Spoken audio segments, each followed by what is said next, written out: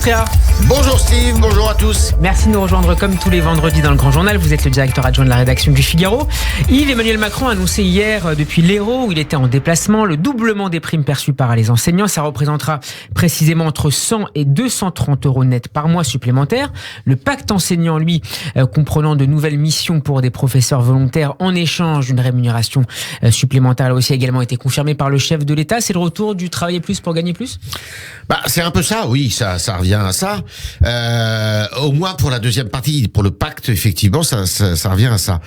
Vous savez, l'éducation nationale, c'est pas un mystère que de le dire, mais est bien malade. Et dans beaucoup de quartiers, dans beaucoup de villes ou d'arrondissements, de secteurs en France, est quand même très mal en point.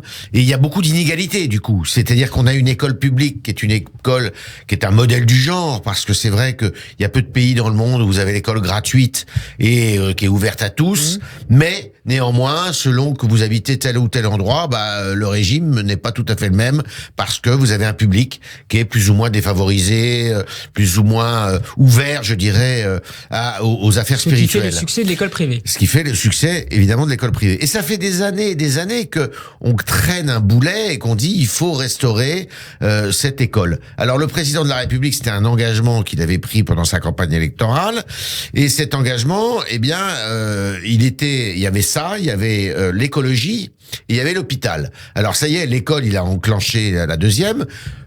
On va pas se leurrer, il l'a fait parce que ça grogne dans le pays, et c'est aussi une contrepartie à la réforme sur les retraites qui ne passe toujours pas apparemment dans l'opinion publique. Alors c'est un effort qui pèse à peu près 3 ou 4 milliards d'euros. Alors on est toujours finalement, comme vous le dites, dans la dépense publique, et la dépense publique, c'est-à-dire le quoi qu'il en coûte d'une certaine façon, alors qu'on a une dette mais colossale qui approche 3 000 milliards d'euros, et que justement, on est en train de donner nos équations budgétaires à l'Europe aujourd'hui. Vous savez, le fameux pacte de stabilité, oui, où il ne faut pas dépenser, et où il ne faut pas avoir une dette supérieure à 3%, un déficit supérieur à 3% de votre produit intérieur brut. Nous, on est très, très au-delà de ça. Et donc...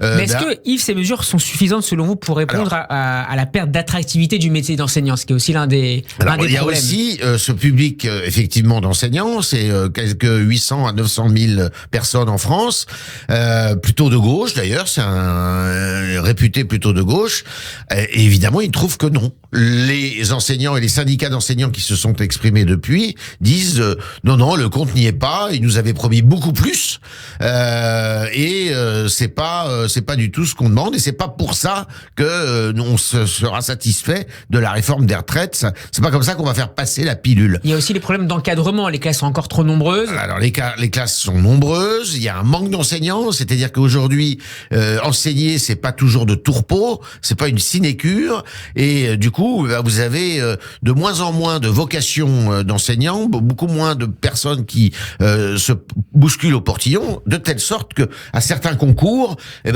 y a pas assez de combattants, c'est vrai à l'agrégation, c'est vrai au CAPES, dans certaines matières, vous avez très très peu de candidats, ce qui fait que le niveau baisse, parce que pour répondre à la demande, on est obligé d'accepter des gens qui n'ont pas toujours le niveau. Donc, le niveau baisse, y compris chez les profs, donc. Y compris chez les profs. Et donc chez les élèves par la suite. Et donc par conséquent chez les élèves. Alors, il y a sacrément inquiétant. C'est très inquiétant, même s'il y a une baisse de la démographie des enfants. Donc normalement il y a moins de demandes. Il y a beaucoup de classes qui ferment, il faut le dire quand même.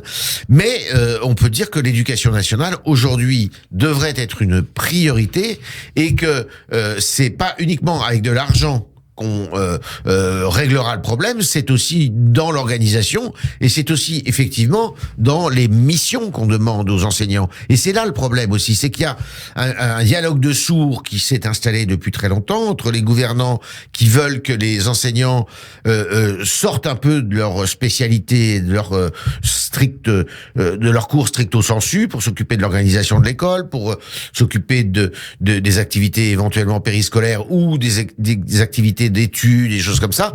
Et les enseignants disent oui, mais attendez, on est si mal payés que on veut pas s'en occuper. Yves, Pape Ndiaye, le ministre de l'Éducation, était ce matin sur France Inter, mais il est clairement dans l'ombre du président de la République. Il est beaucoup plus en retrait, par exemple, que son prédécesseur Jean-Michel Blanquer. C'est un problème pour le président de la République ? Oui, c'est un problème, parce que Pape Ndiaye a été nommé par le président de la République un peu comme étant le contraire de Blanquer. Le procès qui était fait à Blanquer, qui était selon moi un très bon ministre de l'Éducation nationale, c'est que il a été fait un procès en autoritarisme à Blanquer, en laïcisme aussi à Blanquer, et de cliver d'une certaine façon la communauté enseignante.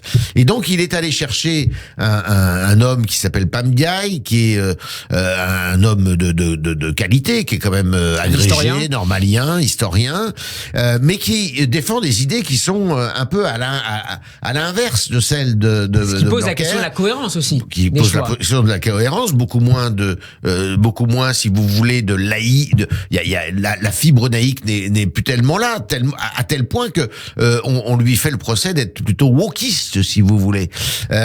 Et puis le problème, c'est qu'il a du mal à s'installer, il a du mal à s'imposer, et on ne l'entend pas. Il est absent, le ministre de l'Éducation nationale aujourd'hui, alors que ça devrait être un ministre de premier plan. Il faut savoir que son prédécesseur Blanquer est resté 5 ans au même poste. C'était un record sous la Ve République depuis les années 60. Rendez-vous compte, parce que les ministres de l'Éducation nationale sont toujours sur des sièges éjectables. Merci beaucoup Yves Tréhard d'avoir été avec nous. Ici, Claire, écoutez en podcast sur radioj.fr. À vendredi prochain. Bon week-end. Merci, bon week-end et Shabbat Shalom.